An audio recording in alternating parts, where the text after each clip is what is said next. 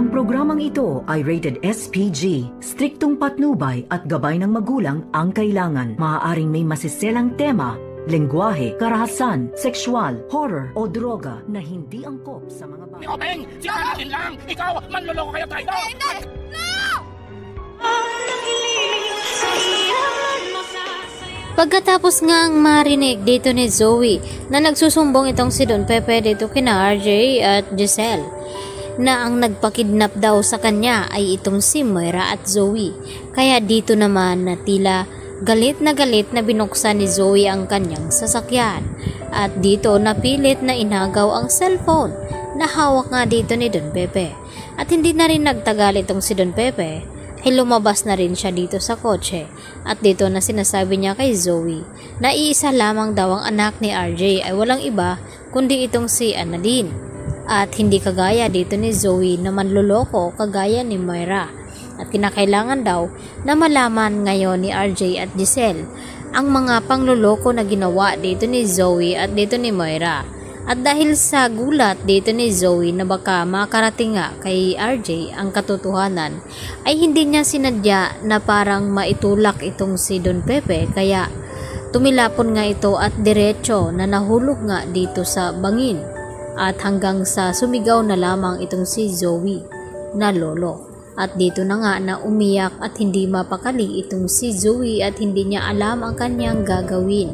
Kaya agad na tinawagan ni Zoe itong kanyang ama na si Carlos Benitez at nagtataka ito na kung bakit napatawag itong si Zoe at umiiyak. At dito na nga na isinasalaysay ni Zoe na balak niya palang tulungan sana itong si Don Pepe na makatakas. At dahil sa kanyang narinig na tumawag pala itong si Don Pepe kina RJ at Giselle at sinumbong na sila daw ni Moira at Zoe ang nagpakidnap sa kanya. At dito na nagtatalo ang dalawa at hindi sinadya ni Zoe na maitulak itong si Don Pepe na yun ang dahilan ng pagkasawi nito. At makokonsensya naman itong si Zoe sa kanyang ginawa.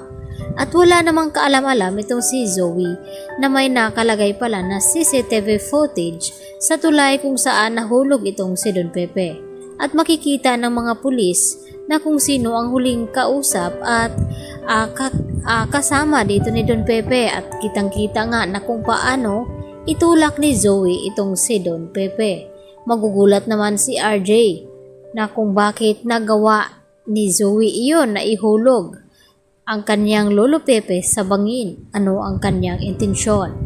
Kaya yan naman ang malaking katanungan ngayon, lalo pa ay hindi nga nahuli ng mga pulis itong si Moira.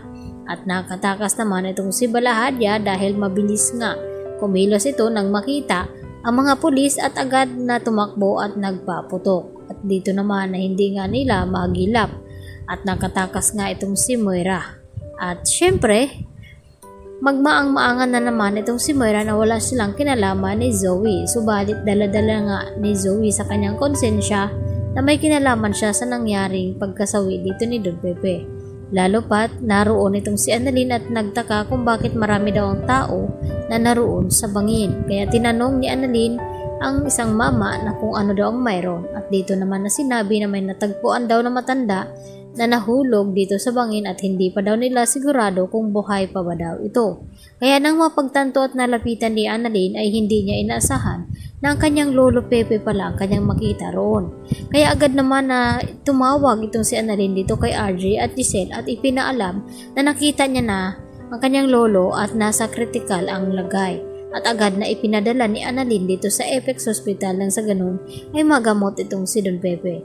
At makakayanan pa ang nangyari nito at makakausap pa ni Annalyn at sana masabi ni Don Pepe ang buong pangyayari kung paano siya nahulog at kung sino talaga ang kumidnap sa kanya at nagpapahirap. Masasabi nga ba ngayon ni Don Pepe na itong si Zoe at Moira ang may pakana ng lahat at hindi tunay na anak ni RJ ito? Yan ang ating pakatutukan ngayong Lunes sa Abot Kamay na Pangarap. Bye-bye!